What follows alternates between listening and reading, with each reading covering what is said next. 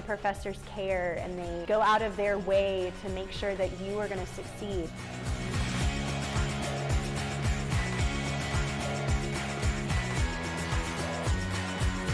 Hi, I'm Rolante. I'm a sophomore at Southeastern, and we help make this video. In high school, people described me as bright, hardworking, and dedicated. That I had a big heart because I care about people and doing the right things. Now, everywhere I look, I see an entire community just like that. learning more, Doing more, and caring more. A community of mission, Harding University.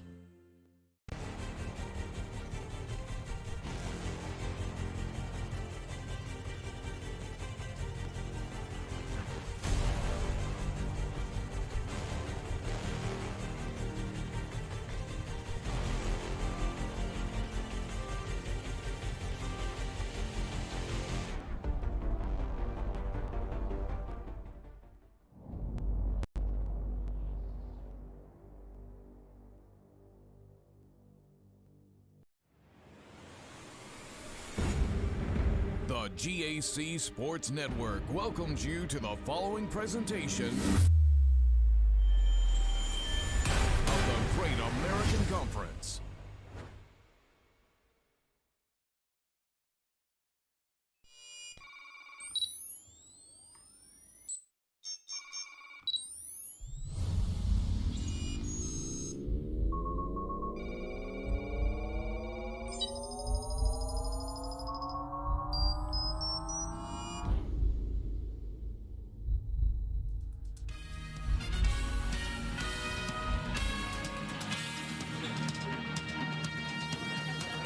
Semifinal number 2 in the 2021 edition of the Great American Conference is set to get underway. Welcome to Bentonville. I'm Joey McWilliams along with Stormy Leonard, and we are getting ready for our second semifinal of the day. Arkansas Tech, the number 4 seed, upset top seeded and regular season champion Southern Arkansas 4-1 in our first game today. A championship game is set for a little bit later on today, should weather permit and all things go well, and we hope all things are going well. In the meantime, we have a big matchup between the 2 and 3 seeds. The Harding Lady Bisons, number 2, taking on the Southeastern Oklahoma Savage Storm, the number 3 seed. We'll get the starting lineups to you here in just a moment and break all of it down for you. Southeastern 35-10, Harding 34-11. First pitch underway from Lily Tansky, who is the GAC Pitcher of the Year. She came away with a victory yesterday against Oklahoma Baptist, and she starts in the circle today. It's Katie Fryrear, freshman first baseman, who is leading off for Southeastern. Fryrear batting .353.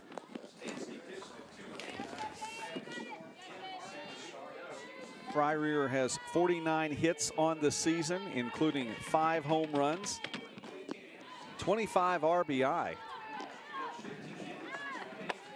Lily Tansky, the sophomore in the circle, is making her 29th appearance, her 27th start.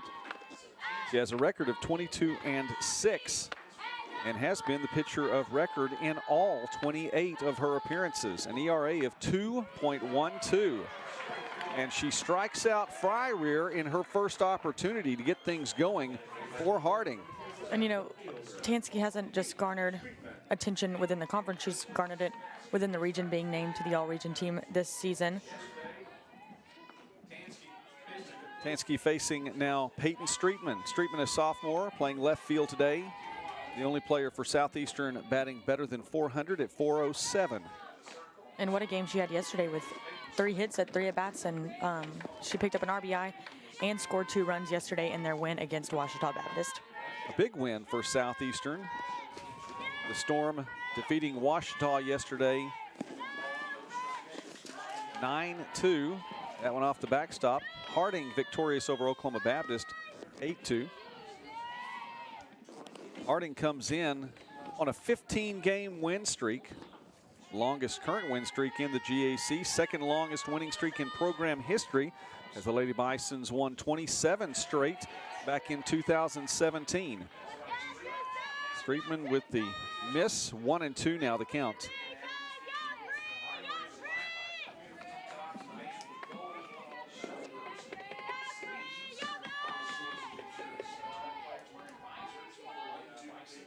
Streetman watches that go by high. Following Streetman in the order, batting third is Cheyenne Mayhe, sophomore second baseman. She's also a pitcher on this squad and the GAC Newcomer of the Year. Fourth batter for Southeastern is Kaya Manawi, freshman center fielder. Batting fifth, third baseman Camry Wallace, a sophomore. And that one is fouled back. Batting sixth, Jaylee Durst, a sophomore, playing catcher today. Batting seventh, today's designated player, Augusta Duty. She's a senior. Batting eighth is Gracie Orr, a freshman, playing right field. And batting ninth for Southeastern, Bailey Beard, a freshman, a shortstop today.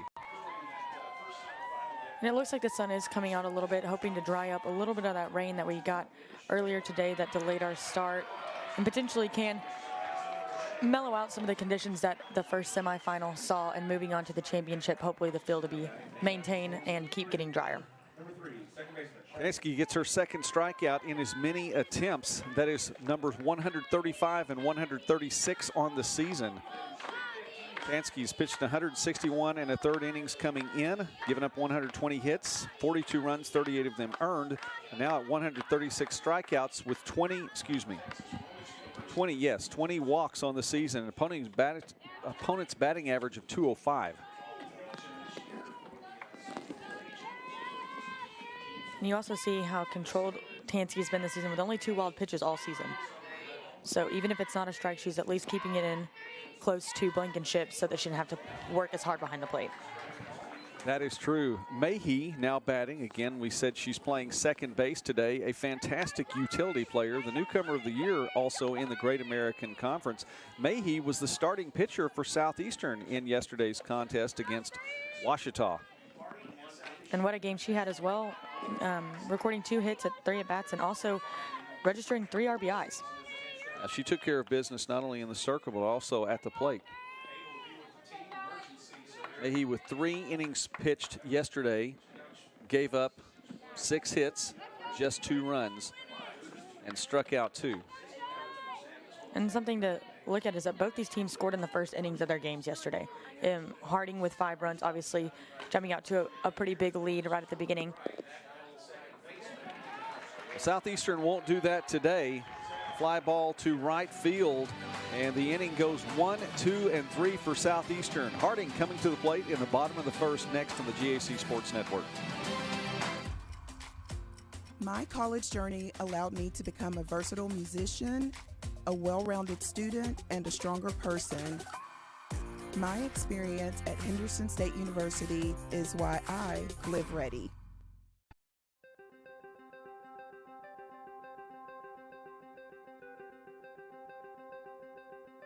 Character, culture, and Christ have been the motto for Southern Nazarene University for many, many years. When I came as president, I was really curious about those words and really curious to dig into the archives. In fact, a conversation on campus one day with a visitor to our campus who asked that same question: what does character, culture, and Christ mean today?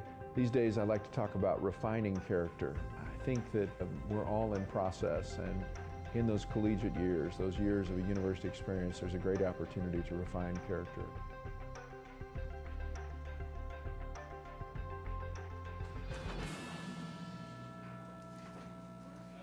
Starting the circle for Southeastern today is another one of the Storm players getting individual superlatives in this year's all-conference honors. Amberlyn Wadsworth, a freshman. She's the freshman of the year in the conference, making her 35th appearance this season. One-loss record of 17-5, an ERA of 2.46. And for Harding, it'll be Bryce, Jones, and Shano to get things underway. We'll get the rest of the lineup to you here as we get things going. Ashton Bryce, a freshman, batting .358 for Harding. Swings on the first pitch. It's hit deep, gone. It is out of here. First pitch, home run for Harding, and that's how you start things off for the Lady Bisons. Absolutely, and I was just going to touch on, Cheyenne Mayhe got scored on early, but Amberlyn Walsworth came in and worked flawlessly for the Savage Storm yesterday, but today the Bison come out swinging, and it shows. Literally, first pitch, home run, first time we've seen that happen in this year's tournament. Wow.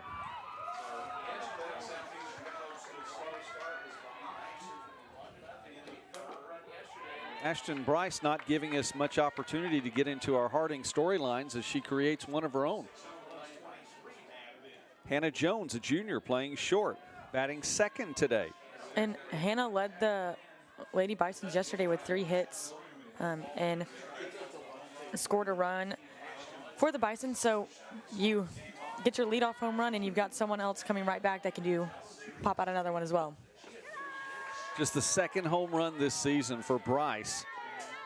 She now has 26 RBI on the year. And again, just a great way to get things started. That one fouled back. Hannah Jones batting second. We'll get the rest of that lineup to you. Batting third is Nicole Shano, the sophomore. She's playing third base today. Batting fourth, the catcher, Chelsea Blankenship, a freshman. Batting fifth, center fielder, freshman Mackenzie Chappell. Batting sixth is the second baseman, freshman Jordan Cabana. Batting seventh, as that one is popped up high, and stepping over to make the catch is Wallace, first out of the inning. Batting seventh for Harding is Amanda Fields, a senior first baseman. Batting eighth for Harding, the designated player, senior Briley Faringa. And batting ninth is a sophomore right fielder, Madison Fraley. And we move back up to the third person in the order, Nicole Shano, sophomore third baseman. And Nicole yesterday with the big home run to start it off for the Lady Bisons yesterday in their win against Oklahoma Baptist. And although there's no one to bring in with her if she was to go hit another home run, Shana was really successful early on in the game yesterday. And, you know, she was 1 for 4 on the day. And you look at the latter part of the outing when they really didn't, after her runs really, it was the game-winning hit, proved to be the game-winning hit. After her runs were there, didn't need as much from her. She was great defensively, running over all the way from second base to make that catch is Mayhe. We talked about the fact that she's a fantastic utility player. What she can do in the circle is great, but look at what she does in the field, too. Chases down that foul ball, makes the underhanded grab, and there are 2 down now for Harding here in the bottom of the first. You know, I think you can see some utility players being able to go to outfield and infield, but for Mayhe to be able to do all 3 while playing in the field, pitching, and even obviously with hitting .315 for the season, she's pretty successful everywhere she can be on the field. She is. Chelsea Blankenship, a freshman, hitting .362. The catcher gets the bat on that one, lines it up the middle. Nice job to snag it by Monowee, and the throw back will make this just a single. Blankenship on base now with 2 down, and Harding on top by a run. I mean, and what a play by Monowee out there. That could have easily turned into a double had she not been able to snag it, and it would kept rolling. Exactly. Chappell at bat now. Mackenzie Chappell, a freshman, playing center field.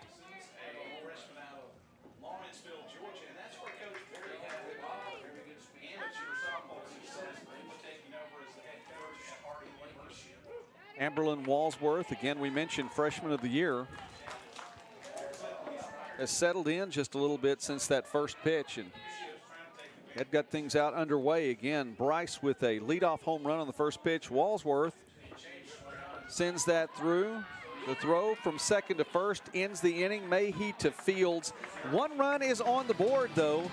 2 hits and 1 left on base. Harding on top with 1 complete here on the GAC Sports Network. Yeah, I've got choices.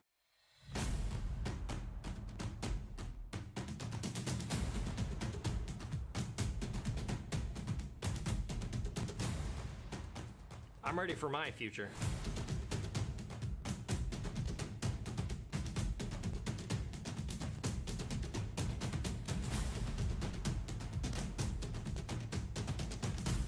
Your future, your choice.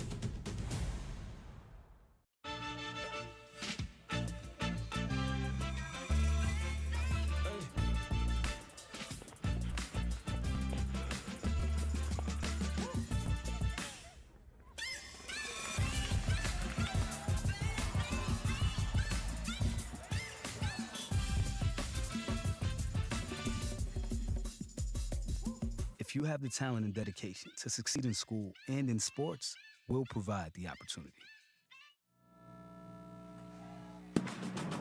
It's Monowee, Wallace, and Durst to lead things off here in the second inning for Harding. Lady Bison's on top by a run. 15 consecutive wins coming into today's contest for Harding. The #2 seed in the tournament, definitely the hottest team in the GAC right now. For Coach Phil Berry in his 8th season, which will ultimately be his final season in the program as the head coach for Harding. In the circle now, Tansky, after a 1-2-3 inning, getting things going well. Harding has won 15 straight. Phil Berry, his record now, if the coming into today's game, is 263 and 163 as the head coach. And Monowee, yes, grounding out on that one. And what a story for Coach Berry, bringing back the Harding softball program and almost instantly being successful. And we saw it in 2017, and we've continued to see it in the last few years, as Harding's always a top competitor in the conference, especially in the regular season, but also in the tournament. Camry Wallace now up for Southeastern, sophomore, batting .289. She has 37 hits on the season and 22 RBI. 4 home runs as well. And unlike our matchup earlier in the day, Southeastern and Harding have played the same amount of games so far this season. Wallace, pretty much a replay of what Monowee did. Grounds out, and 2 down now for the Storm. Shano's active here in the second inning. Bringing up Jaylee Durst. Durst, another sophomore, batting .237. She's the catcher today.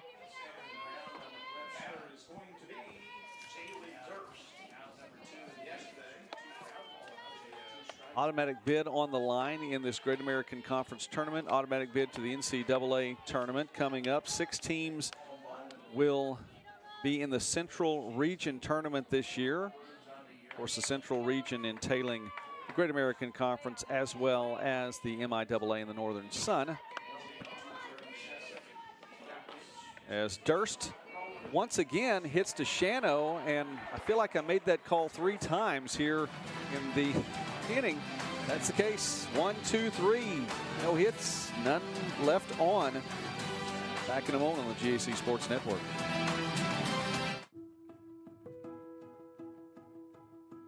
When you think about college, it's easy to think of intimidating things. Like the large campus and classrooms, big books, and big tests. And the long journey you'll take to achieve your dream career. But when you get here, you realize that it's not just about these things. Instead, it's about the people. The people who pushed us to succeed. Those who struggled and achieved with us. Believed in us. It's about how we feel when we're on campus. It's about finding our place. It's about family. You may not always know exactly where you're going, but at SAU, it's about discovering yourself and living and learning with people who care about you. It's about finding your home. It's about being home. This is home.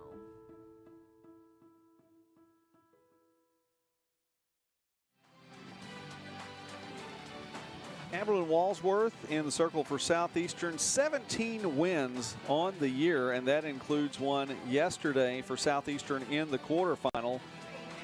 Walsworth has struck out 140 this season as a freshman and is the GAC Freshman of the Year. 3 players with GAC individual superlatives on the field today. Walsworth as well as Mayhew for Southeastern, and Tansky for Harding. Cabana Fields and Faringa to get things going here in the bottom of the second for the Lady Bison.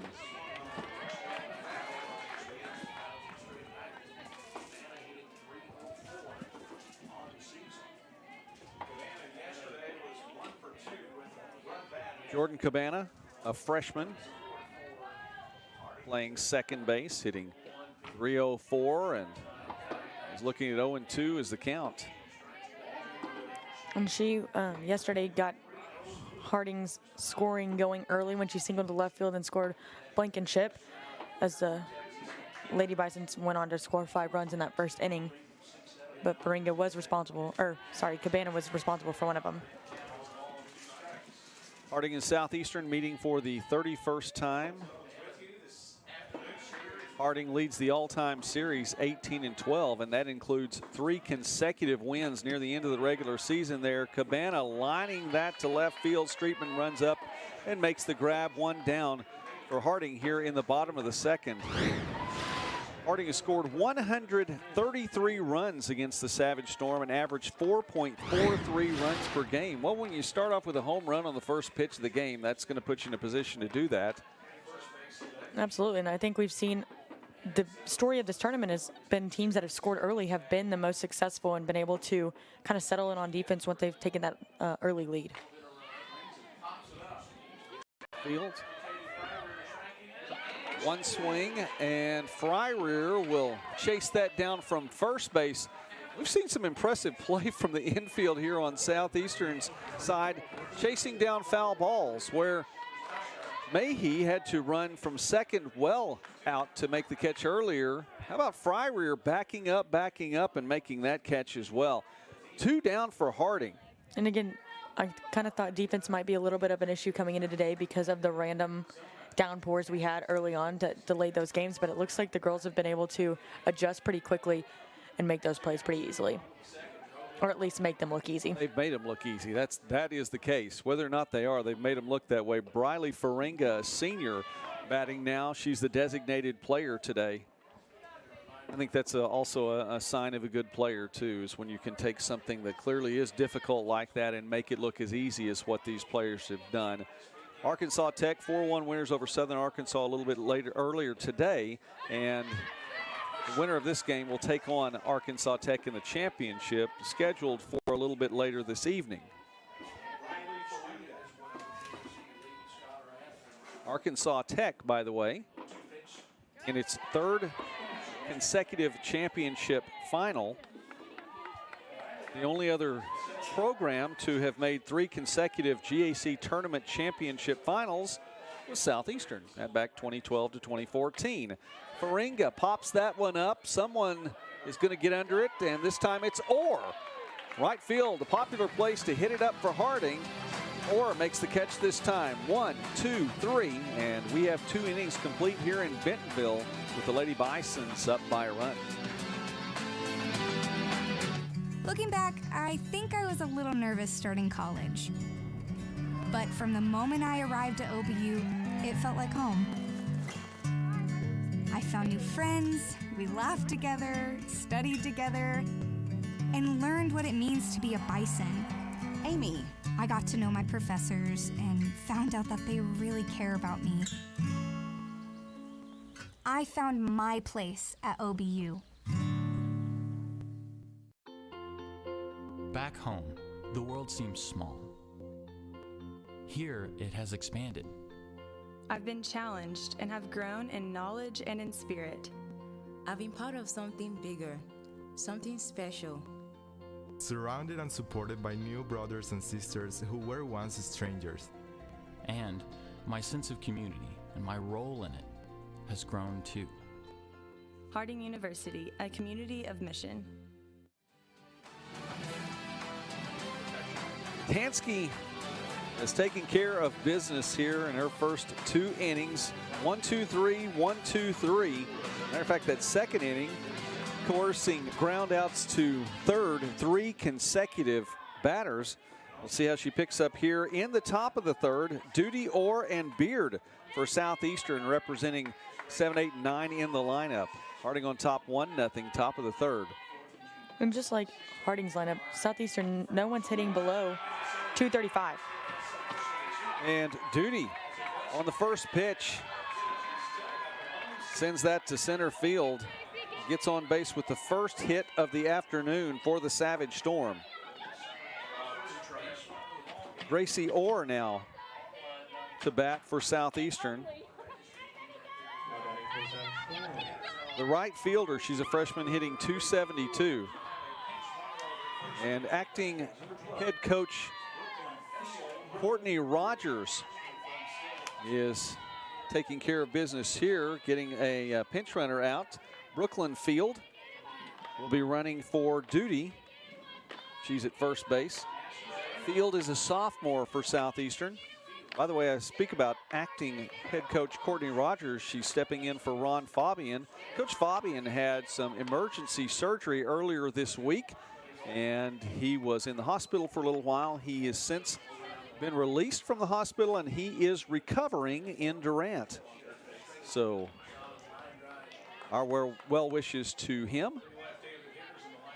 In the meantime, Coach Rogers helped the team to a victory yesterday in the GAC quarterfinals. Coach Rogers also played for Coach Fabian. He's a member of the Savage Storm team. And a stellar career for her as well. And I think having had experience as a player and then some of the season with him as a head coach, she knows how Coach Fabian works, and she actually replicated a lot of what I envisioned Coach Fabian would do. She, just like him, she knew a lot of the roles, ways to kind of manipulate or change their defensive scheme, and even with some pinch running in different situations, she looked pretty comfortable in that role. She did, and I'd say that that's a fair assessment too.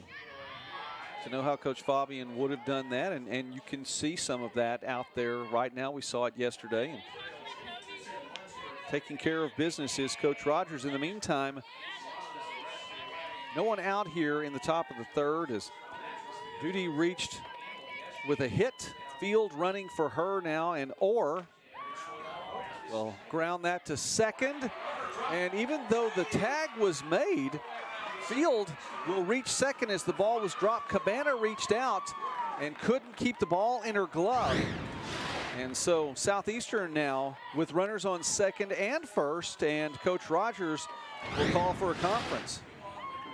And you know, it looked like Cabana was there to make that play, but like we saw yesterday, when the runner makes contact with that glove, both times we've seen it knock it out in that play kind of be disregarded because they didn't maintain control of the ball. E4 will allow Orr to reach base safely, and Field is at second. That brings up Bailey Beard, shortstop, batting .288. And you know, you look at the numbers for Southeastern, and for the most part, you're not going to see too many. Only 4 batting at better than 300 coming into this game, but it's consistent up and down from 1 through 9. Fairly consistent numbers all the way around. Southeastern has historically been a team that can get a runner on base and just move that runner around, find ways to manufacture runs. Right now in a good position to do so with runners at first and second and nobody out here in the top of the third. Absolutely. We saw their aggressive play yesterday on full display, and I think even in aggressive base running, like you were talking about, they just know how to move them. They have 3 players with double-digit steal attempts and stolen bases, and I think that goes to show just how aggressive they are offensively and how sometimes on defense they've also been pretty aggressive. Southeastern and Harding have met 3 times previously in the GAC tournament. The last time was 2018. Harding won 8-1 over Southeastern. The Storm won the previous 2 meetings in the GAC tournament. And Beard, the bunt. Throw to first is in time, and the runners do advance. Beard takes care of business on her end, and there's 1 down in the top of the third. And again, Nicole Shano's been pretty busy over there on third base, making the plays in the last inning, but also having to come up and play that bunt. She was pretty busy yesterday as well. Had a great game defensively for Harding, as well as the home run in the first inning. Back to the top of the order for Southeastern, Fry-Rear, who struck out in the first inning.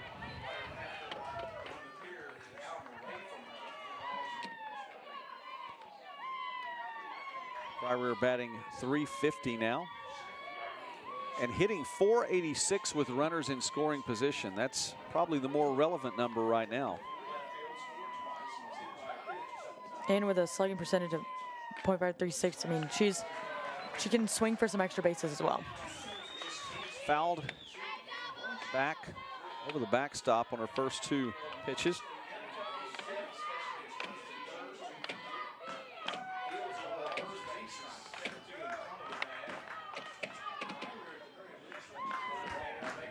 We'll see how the Storm settle in their second time through the lineup, as that one is hit high and the other direction will drift into the bullpen.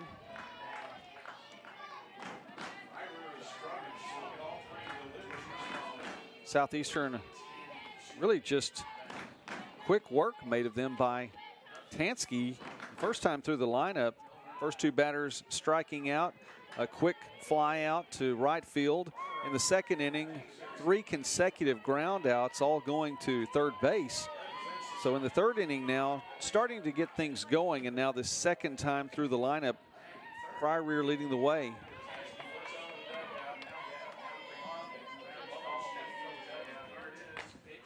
That one is hit deep. Shallow center field is coming in, and the throw from Chappell is going to keep anyone from advancing. So looked like it was going to go deep, stayed in, and Chappell with a solid play. Now there's 2 down. And again, what a throw from Chappell to really cut that runner off. Looked like Coach Rogers might have been wanting to send her, but pulled her back pretty quickly because Chappell's throw cut her off pretty quick. So it's Streetman now batting. Peyton Streetman, sophomore. Streetman hitting .403 after a strikeout in the first inning. Swing and a miss there.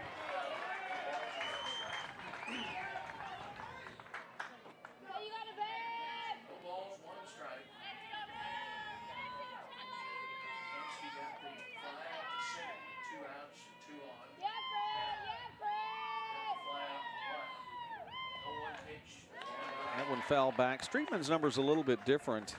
Hitting .403 for the season. Just .344 with 2 out. But again, a little bit better though with runners in scoring position, hitting .484.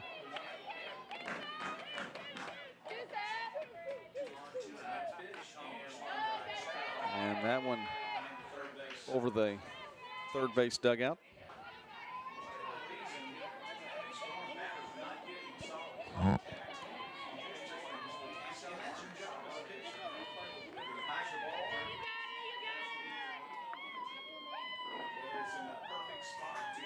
Tansky's offering, line right to first base.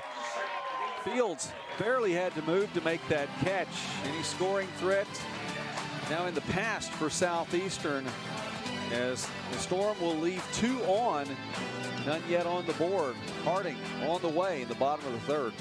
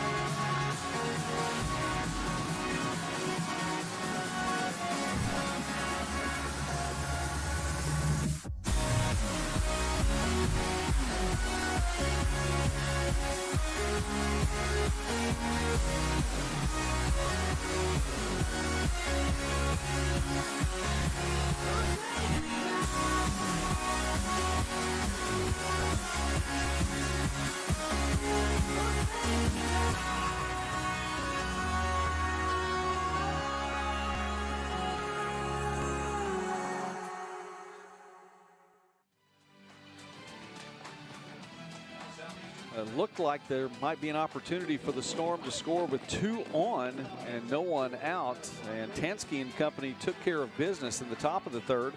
So we look now to the bottom of the inning. Fraley, Bryce, and Jones. 9-1 and 2 on the way for the Lady Bisons. Here in Bentonville at the Tiger Athletic Complex, where Arkansas Tech and Southern Arkansas played in our first semifinal. Arkansas Tech wins 4-1, and so the Golden Suns will be playing a little bit later on tonight. Tentative start time is 6:45. In between games, though, what do the Golden Suns do? Well, it looks like Timber Riley is actually attending her brother's graduation from Bentonville High over at the football stadium, which is, I guess, about 100 feet away from us, and she's actually going to see her brother graduate in between games. Maybe a little bit further, or farther, but still, it's, you know, I saw it set up. They had everything set up there yesterday. The chairs were out. I noticed the chairs got rained on this morning a little bit, so hopefully they dried them off a little bit before graduation. But a nice setup at the football field. Just a little ways east of us, maybe a little farther than 100 feet. But 100 yeah, yards, okay, maybe that. Something like that. My depth perception's a little off. Fraley, a sophomore, playing right field, batting .319 from the 9-hole. You know, you saw Tansky in the top of the order kind of go through those batters pretty quick, like you said, 1, 2, 3, 1, 2, 3. But the later part of the Savage Storm's lineup was able to find a way to get on base. But then as the top of the order came back around, Tansky was able to retire them pretty quickly. Bounce that one right back to Walsworth. Bobbled it just a little bit, but had enough control to make the toss to first, and one down here in the bottom of the third. Good job by Amberlyn Walsworth to stay in control of that. Hit back to her pretty quickly. And the line out to Amanda Fields showed how well she's played all season. It mirrored that, as that she's had a perfect fielding percentage this season, and that's saying something as a first baseman. You have a lot of opportunity to get people out, but you also have a lot of opportunity to make a mistake, and she hasn't. Ashton Bryce lets a pitch go through this time and gives us an opportunity to give you her numbers, as she is batting .358 on the season, .363 now. A grounder to short and 2 down here in the bottom of the third. Bryce had the leadoff home run on the first pitch. 2 down now here in the bottom of the third, bringing up Jones. Hannah Jones, a junior.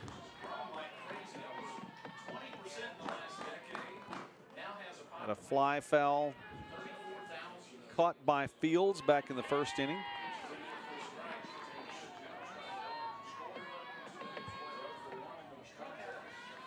Or by Wallace, excuse me.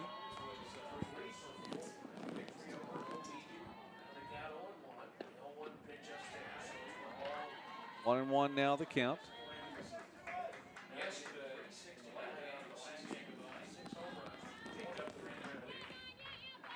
Jones with a slugging percentage of .631.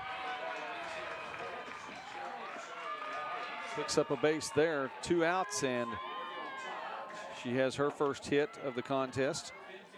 The team up by 1.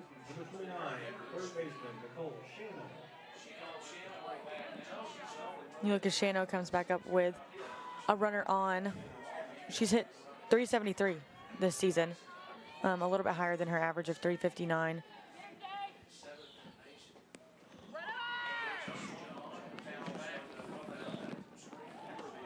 Jones left go back with the foul.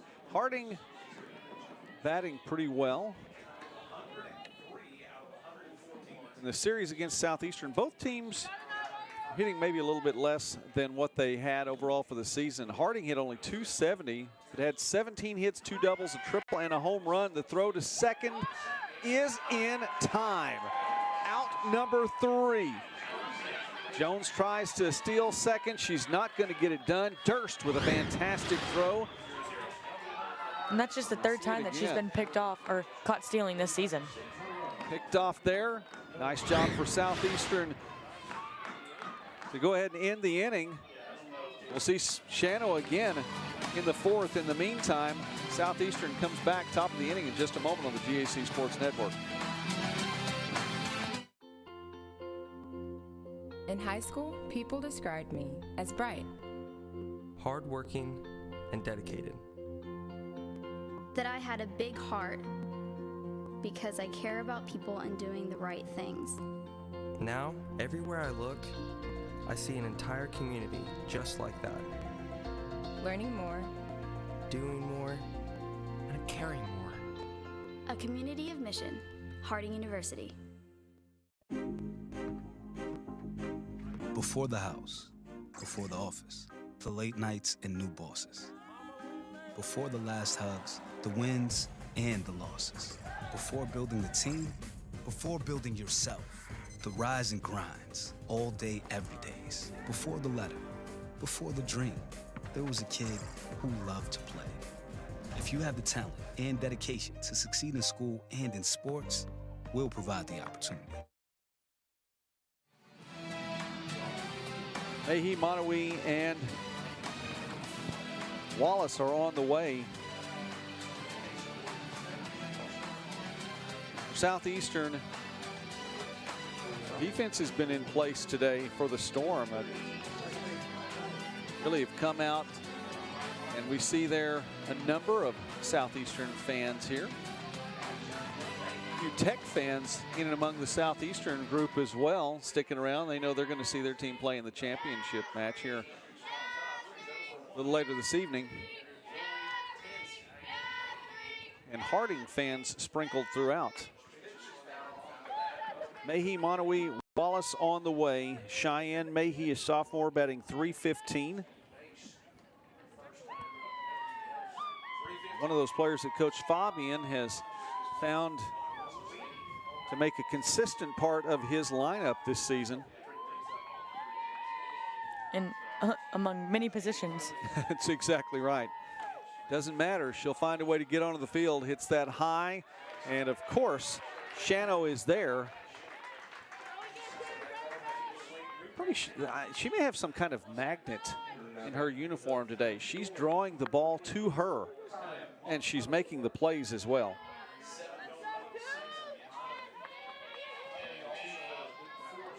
Kaya Monowee, freshman, batting .328 now.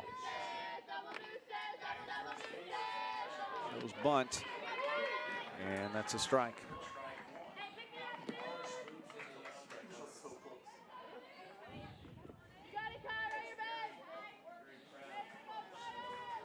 Southeastern hit only 129 when these two teams played, and that was for the series. Monowee lines that to Jones.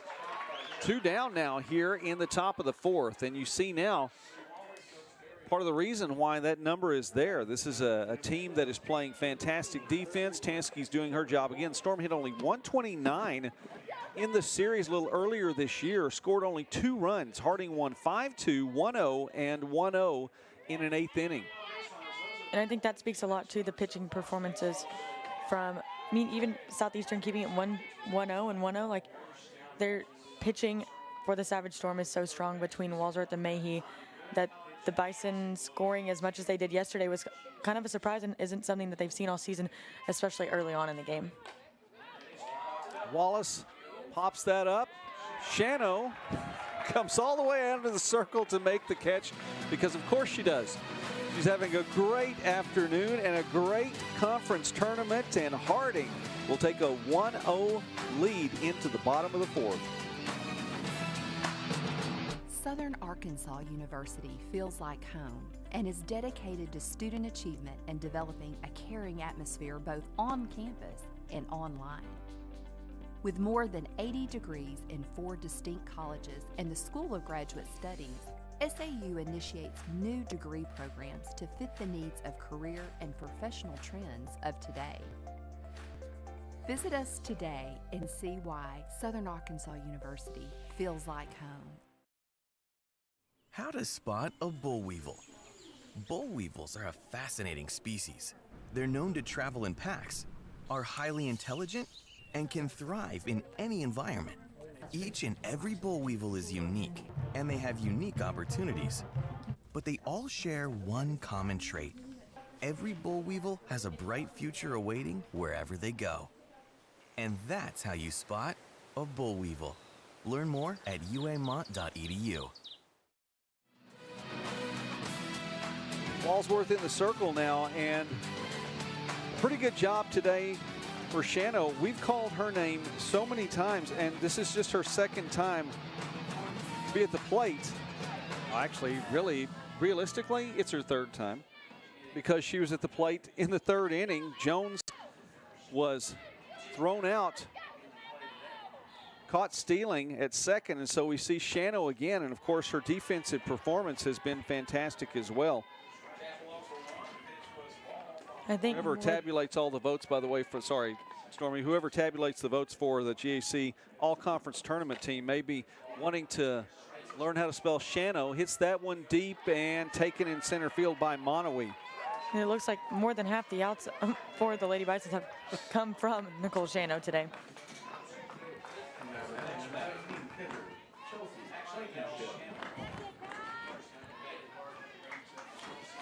Blankenship on the way now for Harding. Chelsea Blankenship, a freshman, hitting .262.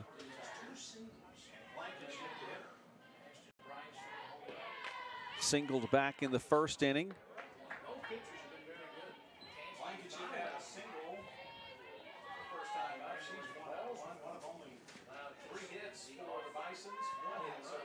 Harding coach Phil Berry in his 8th season. We've talked about this a little bit earlier as that one goes inside.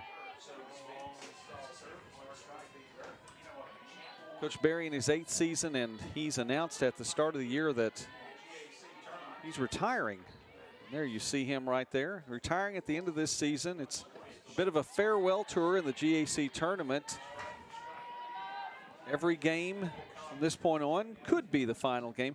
Had a chance to visit with Coach Berry on Midwest Sportsnet a little bit earlier today and spoke with him about his career and what's there. And as always, he was very humble, has led this team so well, restarted the program at the university after it had, in essence, gone away for a while, gone dormant, and spoke about the girls, spoke about their families, talked about what they do, not only on the field but off the field.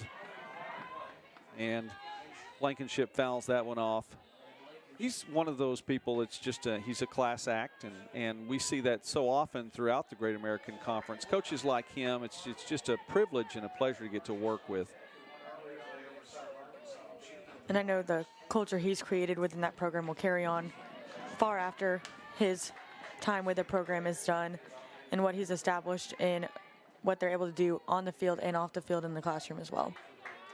He said he knew it was the right time, and it was something that he felt good about. Blankenship gets the bat on that one. It's going deep, and moving over to make the catch is Orr. Monowi was there.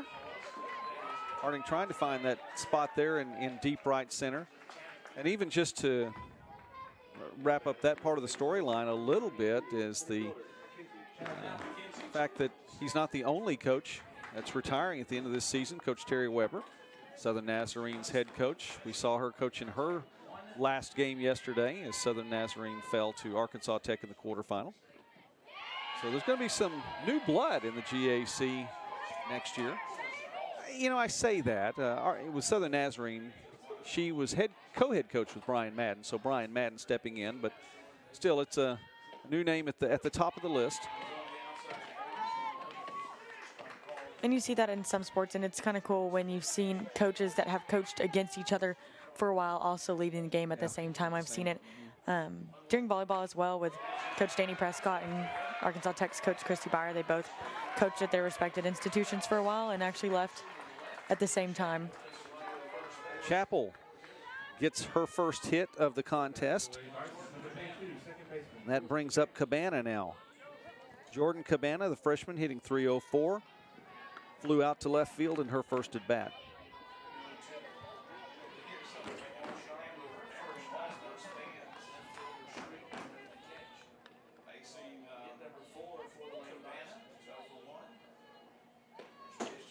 And Walsworth sends that just a little high.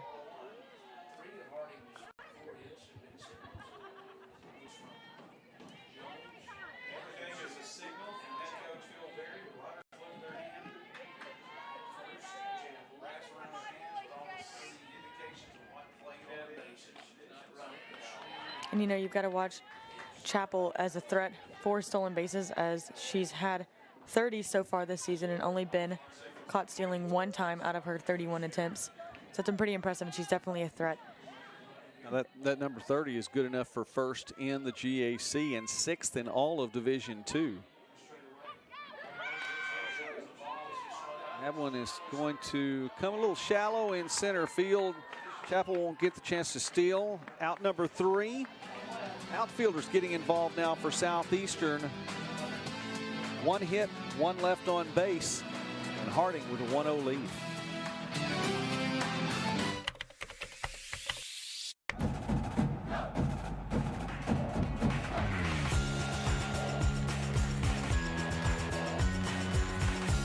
The professors care and they go out of their way to make sure that you are going to succeed.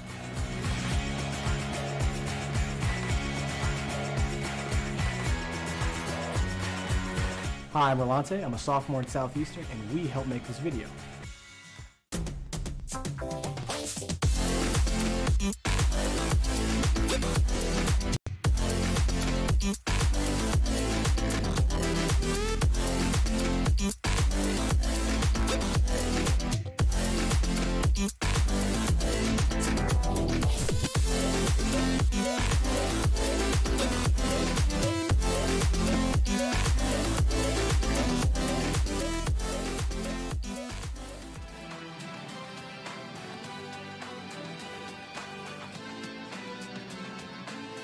Harding checking into today's contest on a 15-game win streak. We said that a little bit earlier.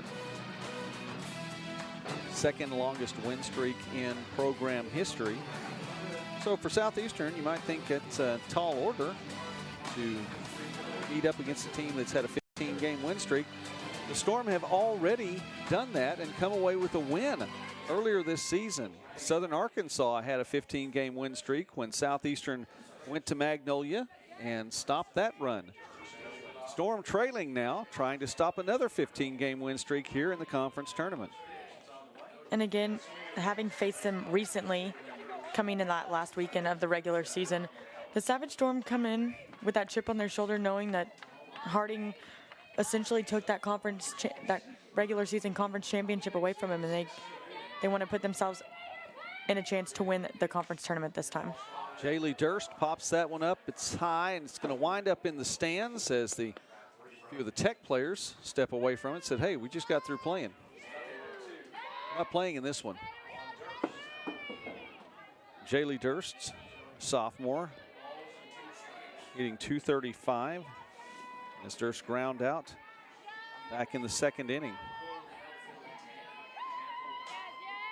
I'll tell you what, for having rained a little bit earlier today and a couple of strong storms. You said random and sporadic, and when they hit, they were pretty strong. Good crowd on hand here in Bentonville. And it's turning out to look a lot like it did yesterday. Overcast, but feels pretty good outside. And now that it's the weekend, a lot of people have the ability to come and watch these teams compete. Durst looking at an 0-2 count. Fouls that one back as well.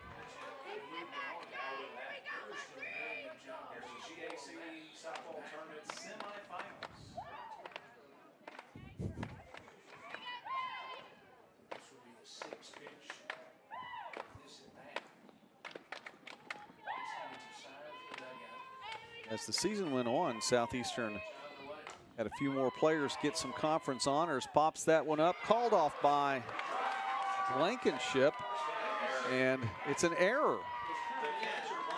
Could not bring it in. And she and Tansky were both coming for it. We watch it again. Blankenship had it. Maybe just a little bit of English on that as well, but she couldn't squeeze the glove and bring it in, so Durst will reach on an error. It's pretty similar to that pop fly we saw earlier that Shano took from Tansky. It looks like Tansky's hesitating a little bit, maybe taking a step or two too far, to acting like she's going to take that ball. And wow, Durst gets in quickly, a quick run to third, and you look, you turn around on the throw, not in time, and it's just a slow turnaround from Tansky making the throw to second. Saying up here in the press box, here or there on the error. I don't know that she could have turned around too much more quickly, but you got to give credit to Durst for getting to second. And now, after the error and after her quick run, 2 runners on again with no one out. We've seen this a little earlier. We saw this in the 3rd inning. Southeastern had 2 runners on. One of them reached by way of an error, and no one scored, though. Yeah, it looks like Tansky's a little bit unsettled right now. You can see maybe a little bit of nerves getting to her, just making plays that she might know better than she said, you know, that was on me on that last play. It's kind of understanding the effect that she's having on it. But again, she was able to settle in so well in that the rest of that inning and force those 3 outs and not let Southeastern score in that moment. Marshall coming in now for Southeastern. Carissa Marshall. She's a junior. Savage Storm.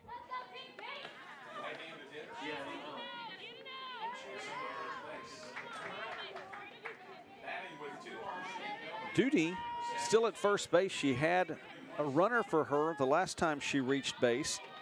That was back in the 3rd after a single.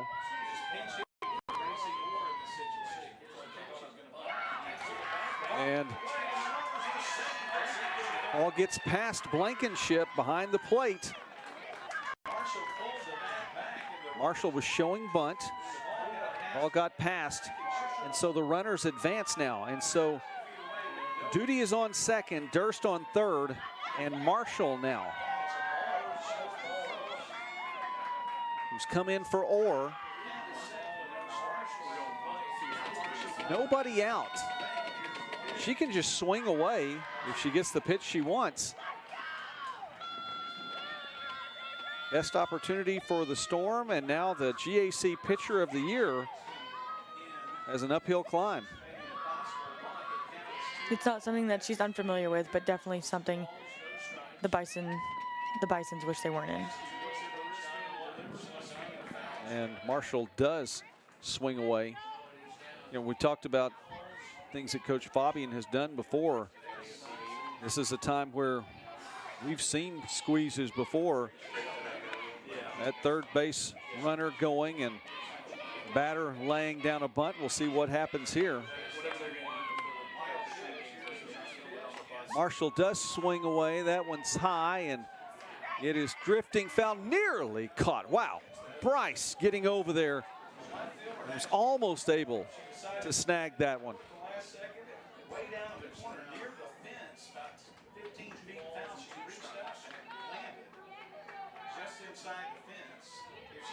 So we see that Marshall can send it deep.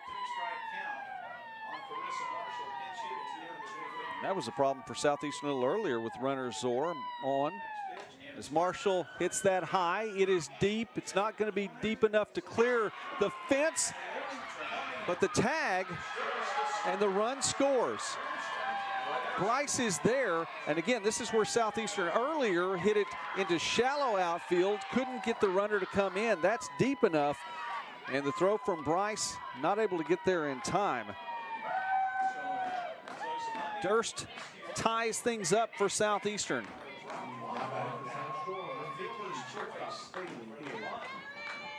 Duty remains on second base. Marshall with the sacrifice. And one down. Now on his Beard. Beard's bunt will roll foul. And we saw this from Southeastern yesterday as Ouachita took the lead first, and then Southeastern was able to come back in that bottom of the inning. They've spread it out a little bit more coming up and tying things in the 5th, but they were in this situation yesterday, and they're doing exactly what they did in order to take the lead. Yeah, not intimidated by an early deficit.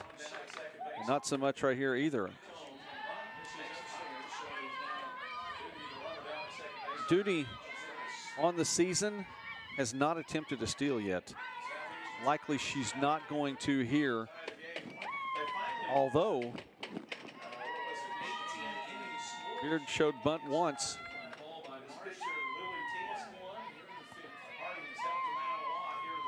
See what she does here. Looks like she may want to again. Infield creeping in.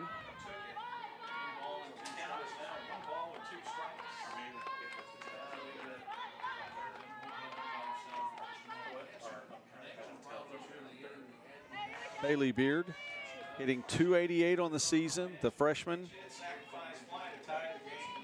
And you look at how much better she's been hitting with runners on and runners in scoring position at 407 and 462 for this season. Exactly. So this is the exact spot that she wants to be in. Swing at that one and strikes out.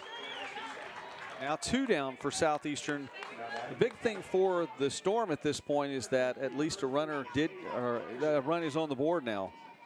It takes a little bit of the pressure off knowing that you're not down anymore, you're even, and it's almost like a fresh start going into the final innings of this game. Back to the top of the order, and Fryrear, who's 0 for 2 on the day. Swinging at this one, flew out to center field back in the 3rd.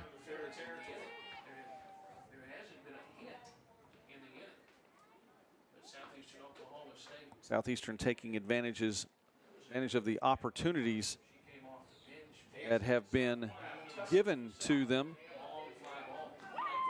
And remember, this top half of the 5th inning was led off with an error.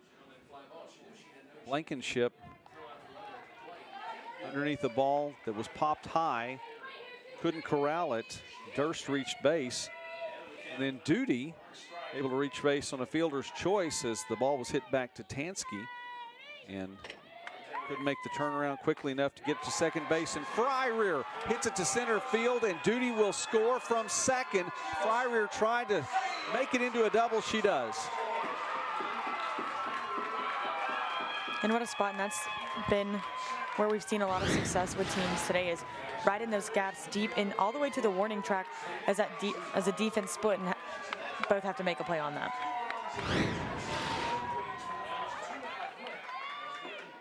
It's the first hit of the inning in 5 batters and 2 runs having scored. The first hit of the inning.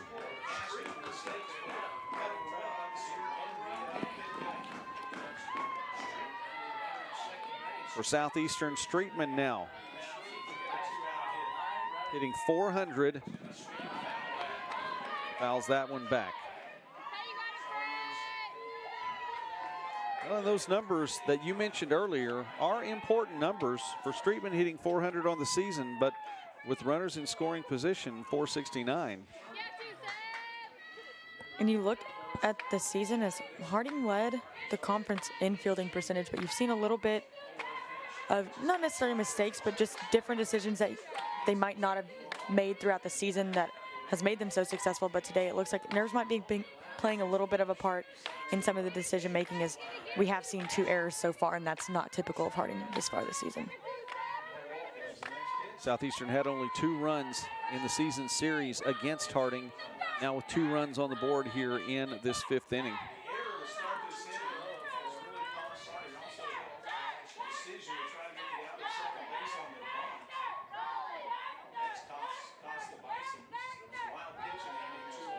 Won the count now to Streetman. Swing and a miss there. And now at 2-2. We were talking yesterday about Harding having youth on this team, and 7 of the players making their conference tournament debut. Southeastern has a very young lineup as well. Augusta Duty playing today. She did not play yesterday. In at the designated player spot, represents the only upperclassman for the Storm. Other than that, just freshmen and sophomores. And you see her make that move to the designated player because Mayhew's now playing second base. We've seen her play 3 positions in 2 games.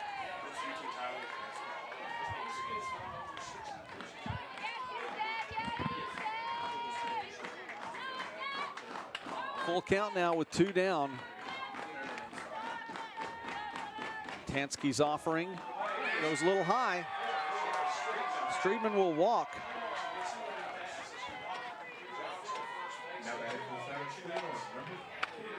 And this is the 4th Storm player to reach base. Just 1 hit in the inning. 2 runs have scored. And besides Tansky for the Lady Bisons, they've only really seen We've seen a few other pitchers get some experience throughout the season, but really just another one with Jessica Bridges having the only significant experience with 112 innings pitched, but everyone else less than 20 this season. We may see a change here from Harding. We'll check this out here in just a moment. Conversation going on as the Coach of the Year in the Great American Conference, Coach Phil Berry, comes out and has a little discussion with his team now. Here, you look at what Tansky's going up against. Let's talk about this again for just a moment. 4 players have reached base here in the 5th inning, but there's been only 1 hit. So you look at what Tansky's done. It's been a little bit of a struggle here, but the struggles have not all been hers. Absolutely. You know, like I said, you see Blankenship miss the pop fly. That would have been an out to secure it. And again, Tansky didn't make an error, but that delayed decision making when trying to throw the girl out at second she could have had the play, but it was just a little bit delayed, and it's not, but again, it's a complete defensive effort because it's not just one person making the error. It just seems like the Bison's defense is a little bit on their heels and not making the plays that they've made all season. Cheyenne Mahey batting for Southeastern right now, hitting .310 on the season. Just .281 with runners in scoring position, and Fryrear is at second.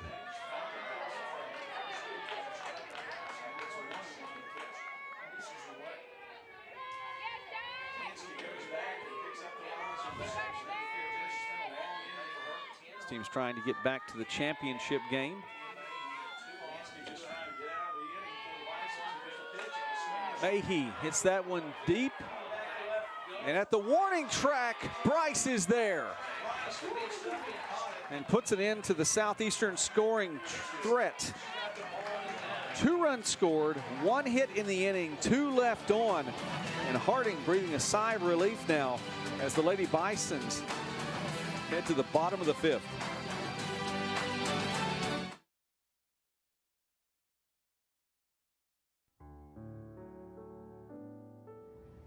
Did you know that 1 in 5 women are sexually assaulted in college? that 1 in 16 men are sexually assaulted as well? That only 13% of rape survivors report assault. That 8 in 10 victims know their attacker. In the Great American Conference, There are over 50,000 students. With over 4,100 student athletes. In the Great American Conference, it's on us to stop sexual assault. anyone can be a victim. Everyone can be a part of the solution. It's on me. To give a voice to the voiceless. It's on us. To give hope to the hopeless. It's on me. To take a stand. It's on us. To make a difference on our campuses. it's on you. To take the pledge. It's on us. 12 schools. 2 states. 1 conference. It's on us.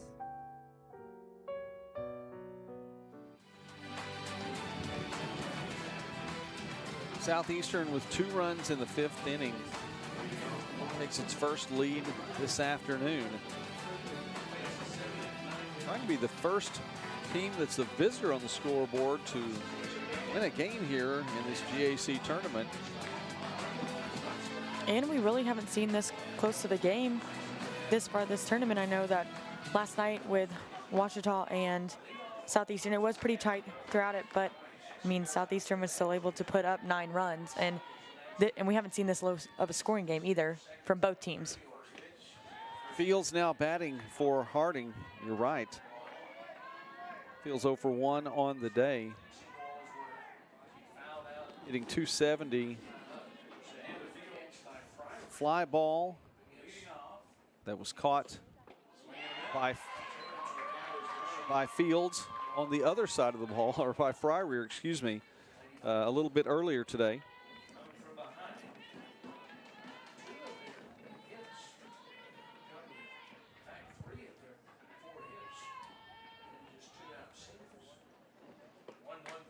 That one hit high, and Fryrear is going to try to chase this one down as well. And she ran into Durst. Fryrear and Durst both trying to chase that one down, ran into one another, and the ball was knocked away.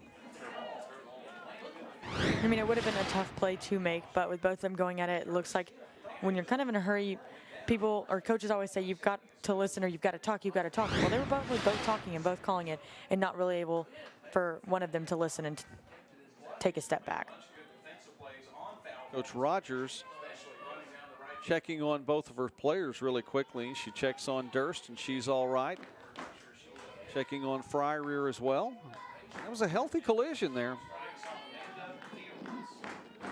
Luckily, they were both okay. It didn't look like either one was hurt too bad, but just maybe a little bit shaken up. Meanwhile, we go back to Fields, 1-2 the count.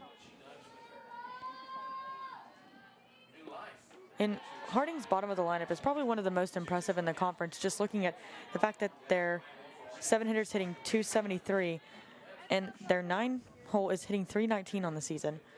And you usually don't see that. You know, you see those numbers decrease as you go down the order, but Harding's found a way to maintain that power throughout their lineup. Well, we'll see Fields, Faringa, and Fraley, 7, 8, and 9 in the lineup here in this inning. And called strike as Fields will take a seat. And Walsworth with her first strike of the strikeout of the afternoon.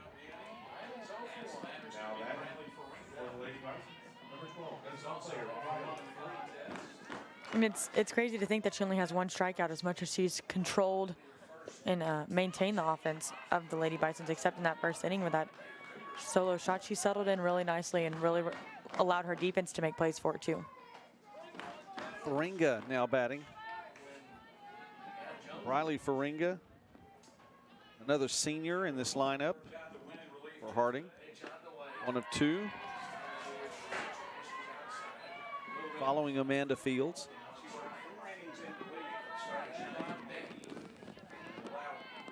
Faringa 0 for 1. Flew out to right field in her first at bat back in the 2nd inning.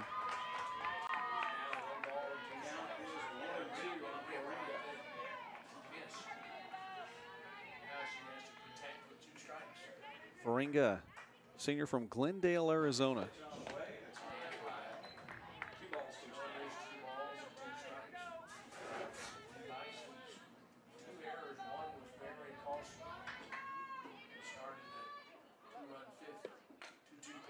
That one fouled back.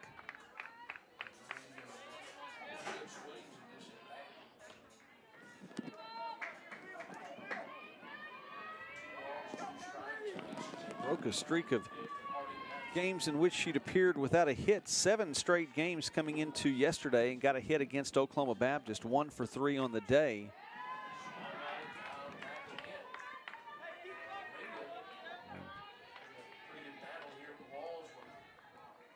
Faringa hitting a little less than 185 right now.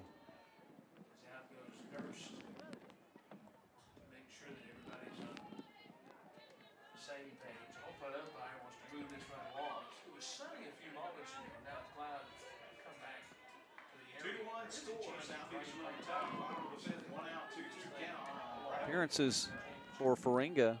Played a little bit more for the Lady Bisons in the earlier part of the season. A little more sparse as the season went on, and another strikeout. And for Walsworth, her 2nd in the inning, 2nd for the day. For Southeastern, it would be a good thing if Walsworth were to hit her stride in the later part of the game. Absolutely, and like I was touching on earlier, she's really settled in after that first pitch home run. It was the first pitch that she threw of the game, and so now she's seemed to have settled back down and really shown why she's the freshman of the year. Fraley, a diving catch by Streetman as Fraley looked like she might find the gap. Streetman is there and fired up, and well should she be. Walsworth congratulates her a little bit as well. And it looks like Coach Rogers got it on a celebration too. Southeastern excited about the defensive effort in the bottom of the 5th, and we now have 5 complete, 1, 2, and 3. As Lady Bisons sit down. Southeastern coming up, top of the 6th inning, up by 1.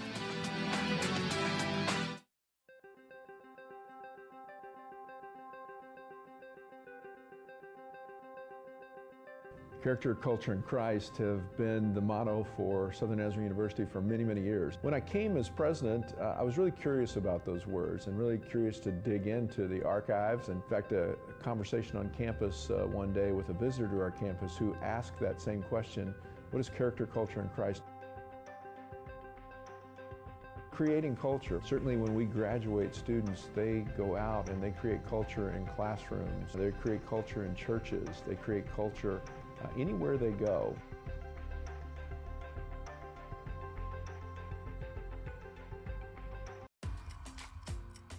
As a student athlete, I've been challenged both in the classroom and on the field. Between the education that I've received and the relationships that I've built, my time at Henderson State University has prepared me to live ready.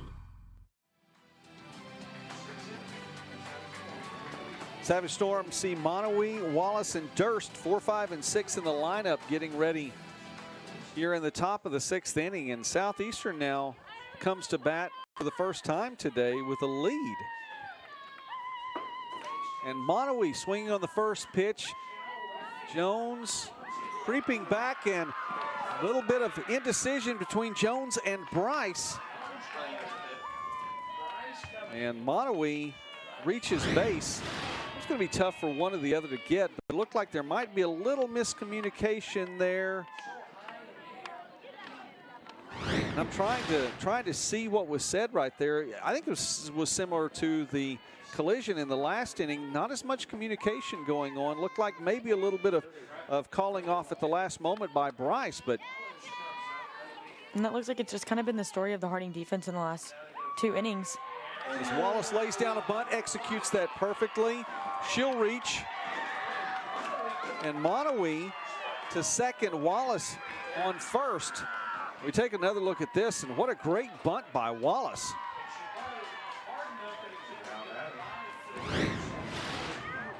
Hit that solidly, and Fields just couldn't get over to it. That was a well-hit ball. Absolutely, and it looked like she went to reach it, and she just missed it. But what a play. By the way, let's go back to Monowee's hit, and that is exactly what it is scored up here officially. Monowee on second, Wallace on first after the bunt. And now Durst will bat. And again, it just looks like Harding's having a hard time with hesitation. Looks like everyone's kind of hesitating, trying to see, oh, is it yours, is it mine, when no one's really stepping up and kind of taking control and leading that defense right there.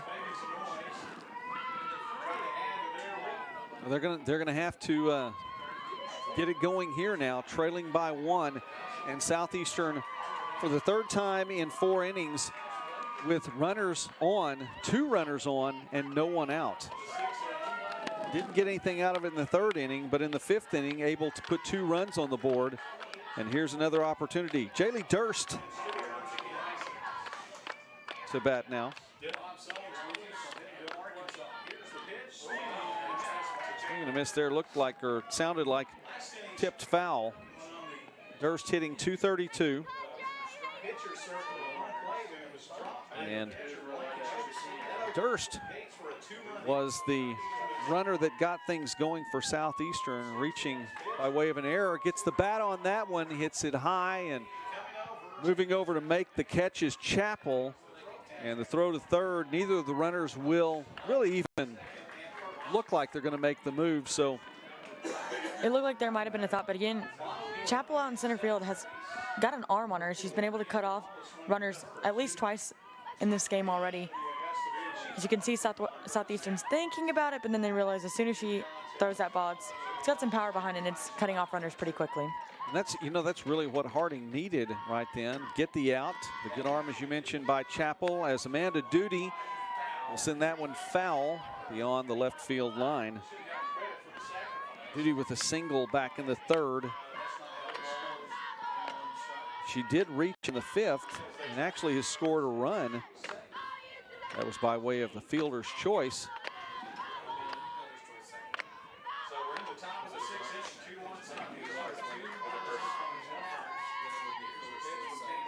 Duty swinging at that one, it's high, and Shano is calling everyone off, and Shano makes the catch. And that's what the Bisons also needed. They needed someone to step up and take ownership of that and make a play on those, which is what they've missed in the last 2 innings. And for Shano, the sophomore, again, really making a name for herself here in this conference tournament.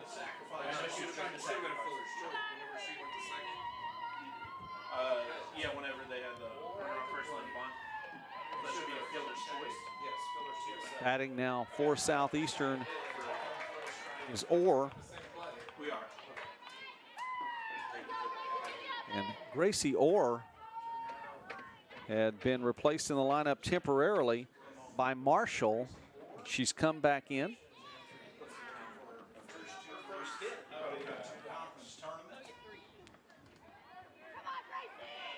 So Southeastern had runners on first and second with no one out. And now 3 batters later, Orr is looking at a situation in which there are 2 outs.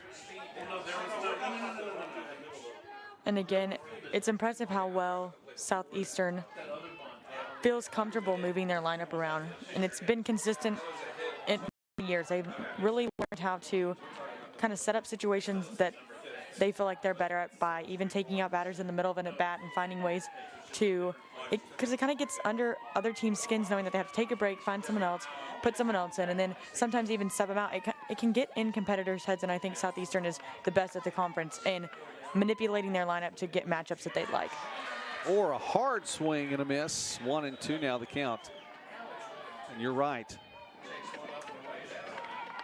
I don't know that there's a program that does it any better. Harding just needing to take care of business now. With runners on again, Tansky has remained in control. And a high pitch, it's taken to center field. Chappell steps back, makes the routine grab, and the scoring thread is now done once again. Southeastern leave runners on first and second after 2 hits to get things going. No runs put on the board, and Harding, trailing by 1, comes up in the bottom of the 6th.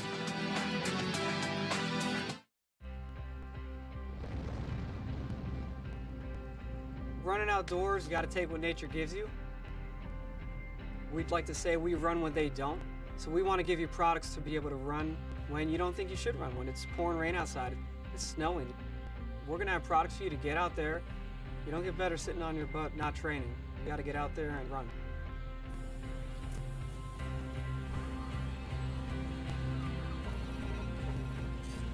At Under Armour, it's always about premium textiles. They need to perform, they need to be the best.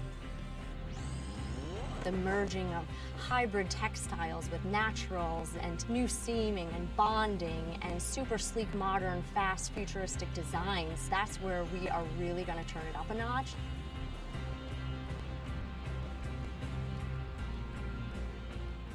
If you look good and you feel good, you're going to perform better.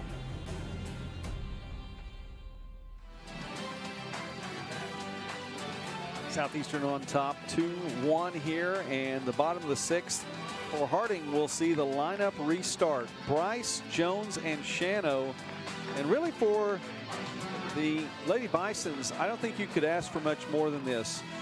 Stormy, you take away the first pitch of the ball game that Harding saw. I mean, if you erase that, that's the one run. It's the one positive, real positive for Harding. Without that one pitch, Harding's innings have been 4 batters, 3 batters, 3 batters, 4 batters, 3 batters, 2 hits scattered among all of that. The Lady Bisons need to get something going at the plate. Absolutely. Besides that home run, they've only had singles. They haven't really turned anything into anything. You know, we talked about in some earlier games how Arkansas Tech, with runners in scoring positions, was able to find ways to score, in Southeastern. Done the same thing in this game, but Harding hasn't really found a way to advance any of their runners once they reach first base. Runner stranded a couple of times in there.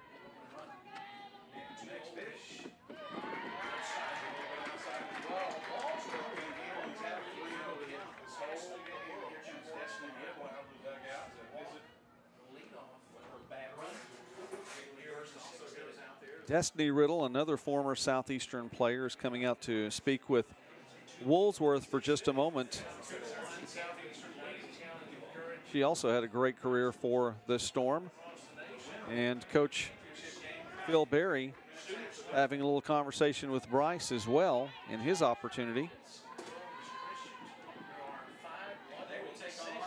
Coach Berry, we mentioned briefly the GAC Coach of the Year here in 2021. It's his second time to receive that honor. He was also voted as the Coach of the Year in 2017. Of course, that was a fantastic year for the Lady Bisons. Made it deep into the NCAA tournament.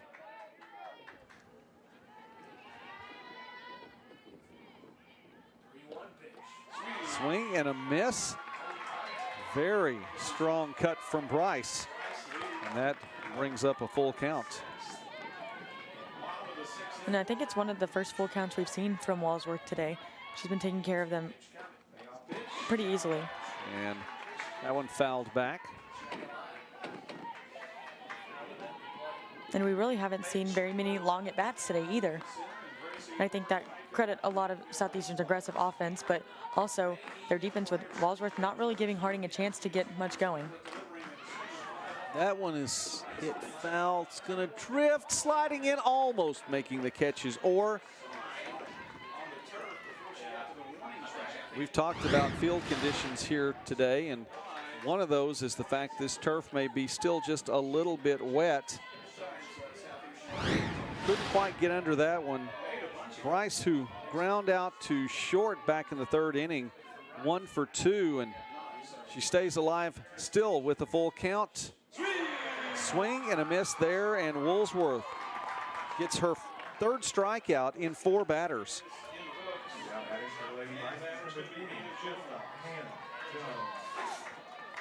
Then I think the visit from the coach really kind of settled Walsworth down. It was their first 3-0 count of the day, and after that she was able to retire. Bryce, not easily, but got it done, and I think that showed. Jones hits that one high, and Streetman doesn't have to make that one look as dramatic as she did for the final out in the 5th inning. Steps over and makes the grab.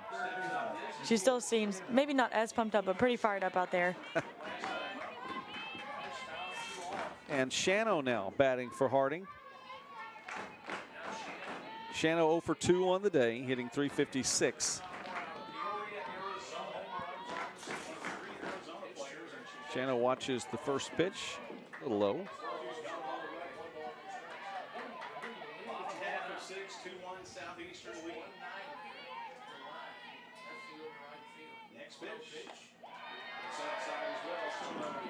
And unlike yesterday, although, you know, the weather has impeded a little bit on these games today with the rain, but the wind doesn't seem to be very existent. The trees out in center field are really still there.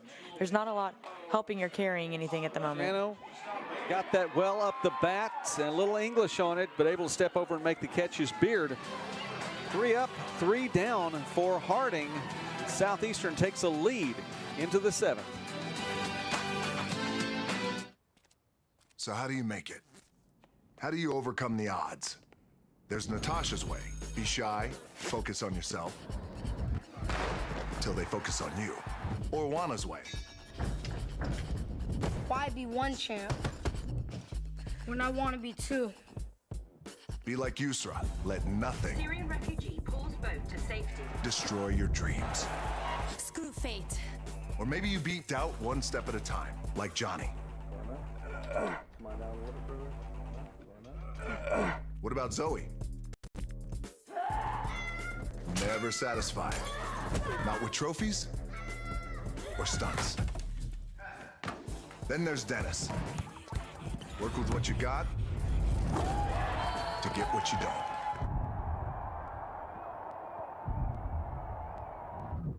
Or you could be like me. Dream of pro football, get hurt, dream over. Find yourself with just $7 in your pocket. So how did I get here? By being the hardest worker in the room. How are you gonna get here?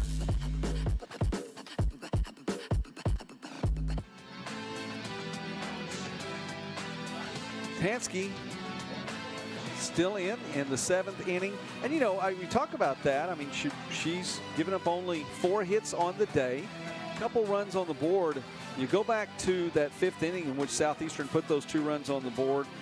Error, just a little bit of a disjointed play on defense. Tansky's done well, and in the previous series earlier this year when the 2 teams met, you mentioned earlier, Tansky had 2 complete games, including 1 shutout.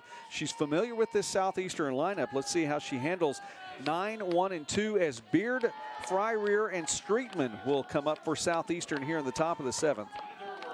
And you know, it might be not even so much what Tansky's doing, it's what's actually Southeastern's been able to do. Having seen her in those 3 games, they learned a lot because they weren't as successful as they had been the entire season.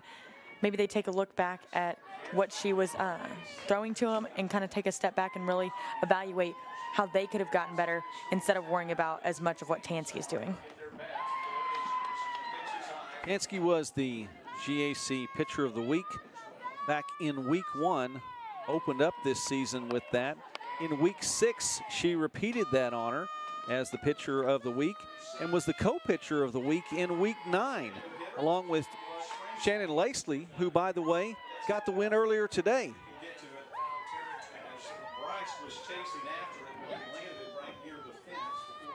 And lest I forget, Pitcher of the Week in Week 13, Pitcher of the Week in Week 14.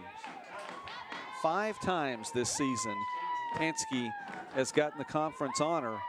She's in the circle right now in the biggest game of the year so far.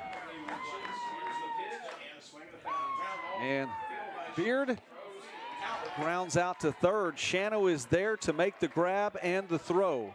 Yet again, Shano's been lights out on defense for the Bisons today, and I think watching her step up and take that pop fly earlier in the last inning and her taking ownership, and you could even hear up here in the press box calling for that ball, kind of reestablish the tone that they want to set for their defensive game, and I think you're kind of seeing that come to fruition now.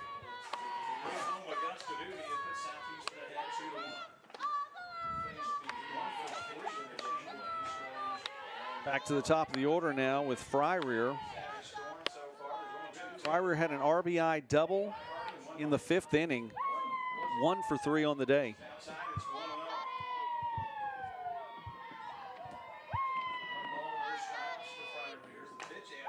Swings at a high pitch and is going to send that near the warning track. Bryce there for the catch.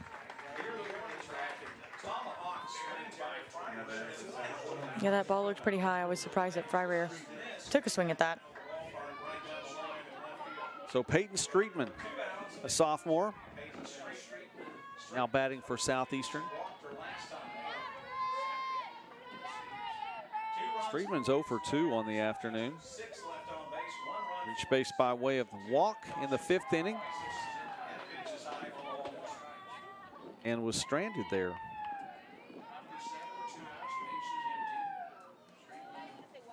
Southeastern has stranded 6 runners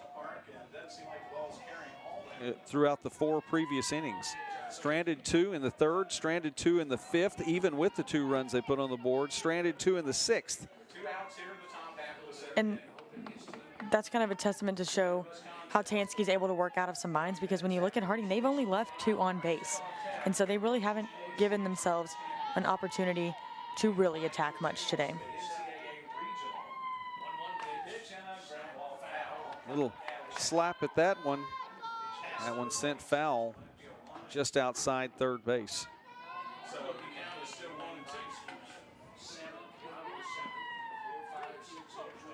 Streetman for the season right at 400 now.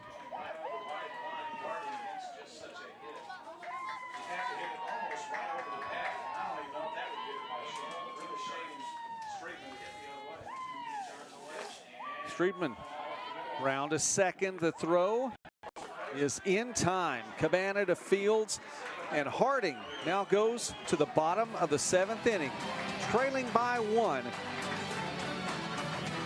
here in the GAC semifinal.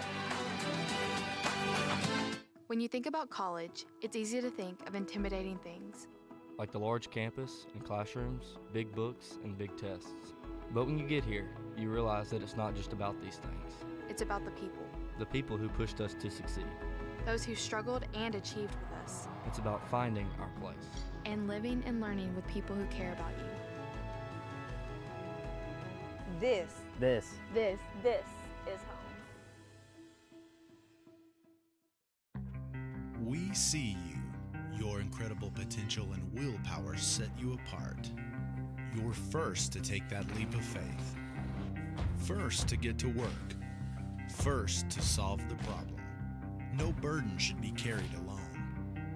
We'll be there. Every step, day, challenge. First is your destiny. We get it because first is who we are. Blankenship, Chapel, Cabana. For Harding, it is 4, 5, and 6, the middle of the order in the bottom of the 7th inning. Great American Conference semifinal winner will take on Arkansas Tech, tentatively set for 6:45 this evening from Bentonville. Championship game coming up. Southeastern on top, 2-1 for Coach Phil Berry. His 8th season will be his final season. Will this be his final game? Middle of the order there is Blankenship, 1 for 2 on the day. Had a single back in the first.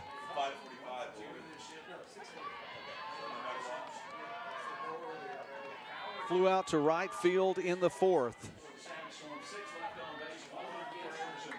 Ashton Bryce, the home run, a leadoff home run on the first pitch offered to Harding by Amberlyn Walsworth this afternoon. And since that time, it's been few and far between for the Lady Bisons. But you take a look at their last meeting, Harding actually won. As Blankenship gets that one high, it is deep, and at the warning track, Monowee makes the catch.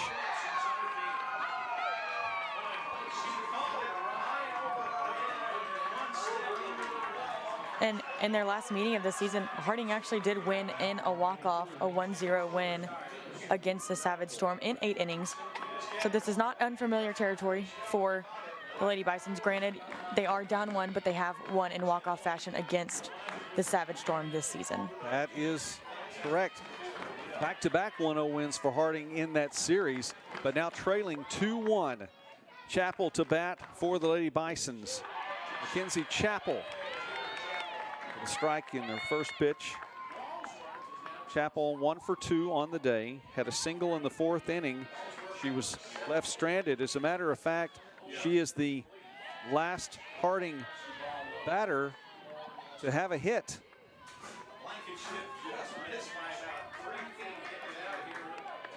Previous 8 batters following her at bat.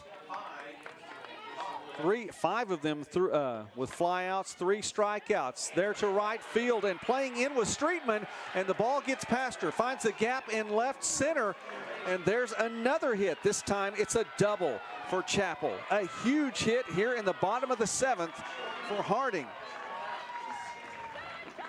A stand-up double for Chapel, and for Mackenzie, it is her 6th double of the season. Now in scoring position for Harding.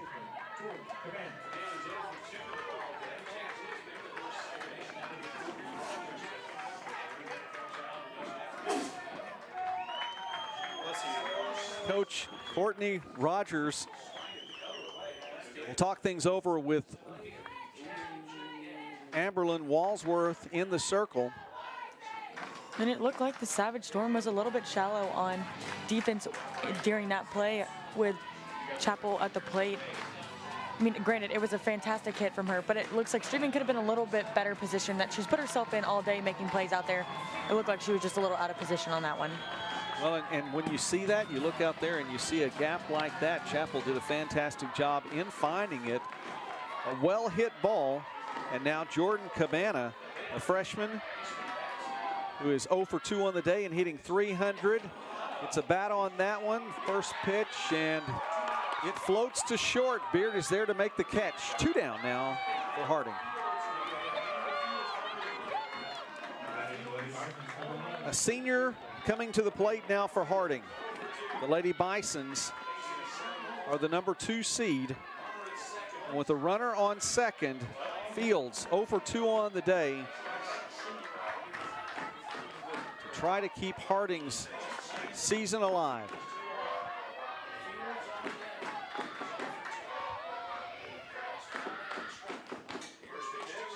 It's on the first pitch. This floats to short. Beard is under it, makes the catch, and Southeastern will advance to the Great American Conference Tournament Championship. A 2-1 victory over Harding.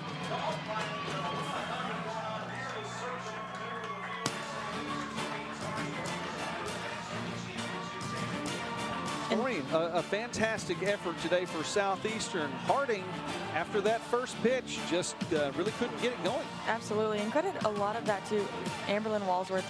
What a performance by her. And after that first pitch home run, she really settled in and took control of the mound. She had a few visits from her coaches, but each time they came out, she was able to get a strikeout or an out on the play. So just credit to her, and a lot of the defensive plays of Southeastern were really crucial in keeping the Bisons out of scoring position for most of the game. The Storm defense was there, as Stormy mentioned, and the bats back and forth between the two. Southeastern was able to capitalize on a couple of errors in the 5th inning, get 2 runs on the board, and that really is what got it done. Southeastern advances to the Great American Conference Tournament Championship once again, and they will face Arkansas Tech. That game is tentatively scheduled for 6:45 this evening. For the Harding Lady Bisons, season comes to a close. Congratulations to Phil Berry on a fantastic career as the head coach at Harding. It'll be Arkansas Tech and Southeastern in the GAC Championship later on the GAC Sports Network.